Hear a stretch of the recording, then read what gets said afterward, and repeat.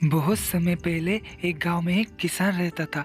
उसके पास काफ़ी संपत्ति थी क्योंकि उसने बहुत सालों तक खूब मेहनत किया था।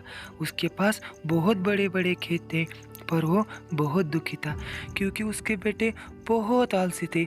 ना तो उसकी मदद करते थे, सारे दिन सोते थे और अपना समय सिर्फ खेलों में बर्बाद करते थे। एक दिन किसान बहुत बीमार पड़ गया। उसके बेटों ने डॉक्टर को बुलाया। जहाँ डॉक्टर ने कहा, आपके पास ज़्यादा समय नहीं है, आपकी कोई आखिरी ख्वाहिश हो तो पूरा कर ले। वैसे तो आलसी बेटे कुछ काम नहीं करते थे, लेकिन वो अपने पिता से बहुत प्यार करते थे। डॉक्टर के जाने के बाद वो सभी रोने लगे। अपने बेटों को दुखी देखकर किसान का दिल पिघल गया और कहा, चिंता मत करो बच्चों, मैं स्वर्ग से तुम्हारी रक्षा करूंगा और जिससे तुम कभी भूखा ना रहो। मैंने सारा धन खेत में गाड़ दिया है। जब वो तुम्हें मिले तो तुम बाजार जाकर उसे बेच देना।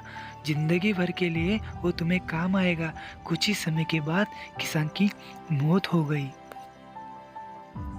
कुछ दिन तक दुखी बेटे दुख के मारे कोई काम नहीं कर पाए, पर फिर उन्हें लगा भोजन के लिए कुछ तो करना पड़ेगा। बेटों ने खेतों में खुदाई शुरू कर दी, पर वहाँ उन्हें कुछ ना मिला। उनके पिताजी के दोस्त ने कहा, आखिर तुमने खेत जोत ही दिया है तो क्यों ना बीज भी डाल दो। बेटे तैयार हो गए। खेत बुआई करके उन्होंने इंतजार किया। फिर उस साल बहुत बारिश हुई, बहुत मूसलाधार बारिश हुई।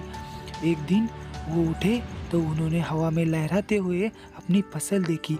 ये सब देखकर उनकी आंखें फटी की फटी रह गई और उन्होंने कहा, यही वो धन था जो पिताजी हमारे लिए छोड़ के चले गए। अगर हम काम करेंगे तो हम कभी भूखे नहीं रहेंगे।